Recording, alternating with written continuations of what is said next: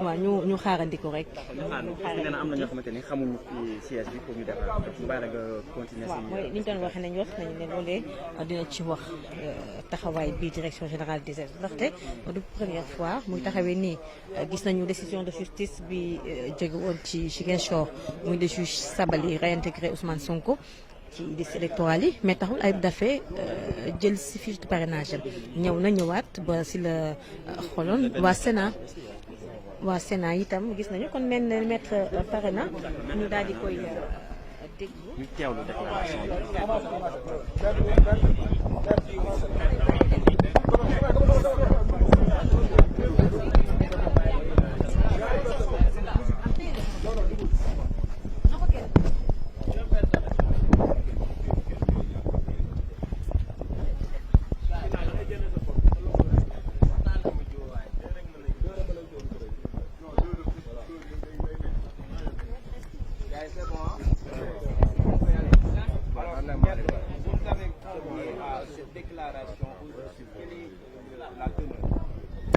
Ce sera une déclaration très brève et je m'adresse aussi bien aux Sénégalais qu'à la communauté africaine et de façon plus large à la communauté internationale.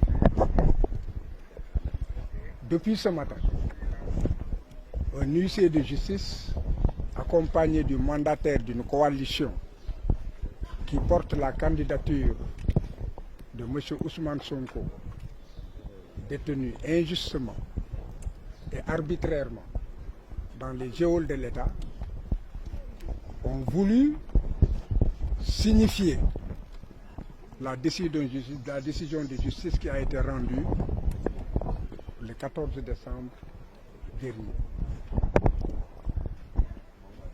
Et le mandataire a demandé que je l'accompagne en tant qu'avocat. Donc, c'est en ma qualité d'avocat du mandataire que j'ai été donc de la partie. Lorsque nous sommes arrivés, ils nous ont demandé d'attendre pour qu'ils informent la direction générale des élections et la direction de l'automatisation du fichier électoral pour qu'ils puissent nous recevoir et que chacun accomplisse son devoir après avoir reçu la décision de justice qui d'ailleurs leur a été notifiée par l'honorable juge Thion. Nous avons attendu quelques instants. Ensuite, je me suis levé. J'ai dit que vous ne pouvez pas nous faire attendre indéfiniment. C'est un service public. Il faut avertir ceux que nous voulons rencontrer. C'est alors qu'ils nous ont dit, bon, écoutez, maître, mieux vaudrait venir à 15 heures dans la mesure où c'est l'heure de la pause. Bon, j'ai demandé donc au mandataire et à l'huissier de se retirer. Et là, je devais, en tant qu'avocat, donc exercer mon travail correctement en me rendant au niveau de la direction nationale de l'immigration clandestine. Ils ont voulu m'empêcher donc de rester dans les locaux parce qu'il s'agit en fait de 3 services. Je dis que vous ne pouvez pas m'empêcher et ne me touchez pas. C'est ainsi que j'ai forcé, je leur ai dit que vous occupez-vous de votre service, mais ne vous occupez pas des autres services où en fait, moi, je dois me rendre et travailler. Donc il y a eu des obstructions, des tiraillements, j'ai forcé, ils m'ont laissé passer. C'est ainsi que je me suis rendu à cette direction. On m'a fait comprendre qu'il ne restait qu'un petit service puisqu'ils ont déménagé. Puisque j'ai aussi autre chose à faire, je me suis rendu à la direction de la surveillance du territoire donc national. Bon, ils m'ont suivi. Aujourd'hui, j'étais la personne la mieux gardée parce qu'ils étaient nombreux et je me sentais en sécurité. Sauf si eux-mêmes m'agressaient.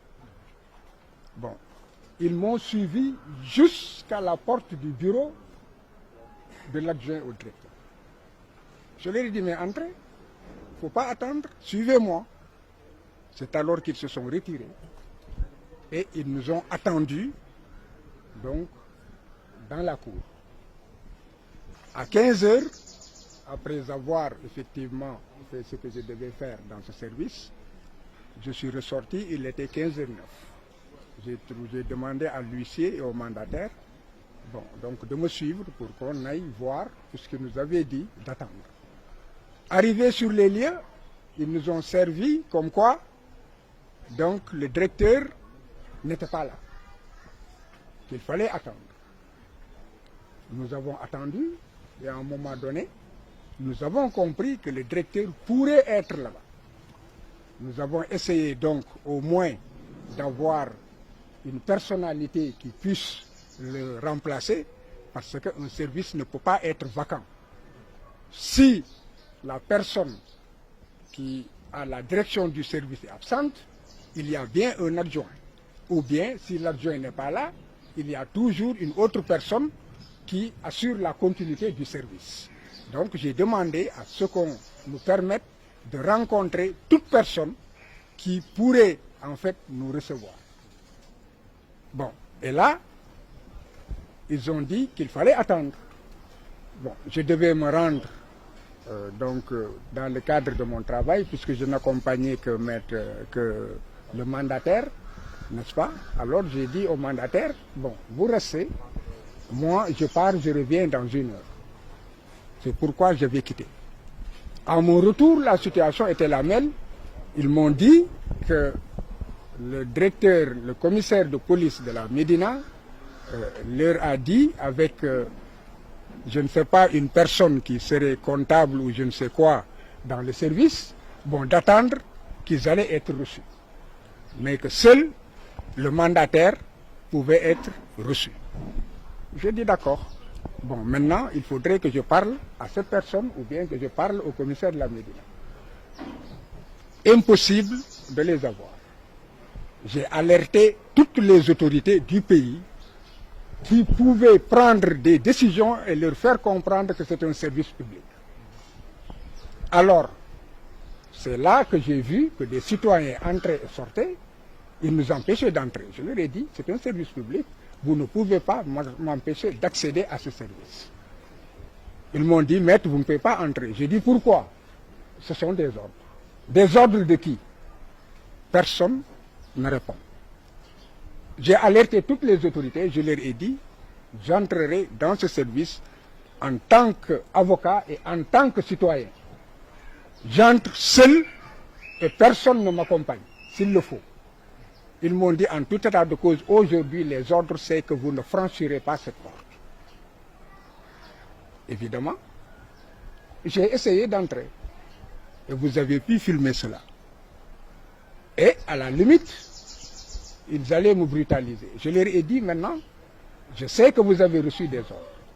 Si un seul citoyen franchit cette porte, j'entrerai avec ce citoyen et vous prenez la responsabilité de me brutaliser en tant que citoyen fréquentant un service public. Alors, ils ont fermé la porte où on devait passer.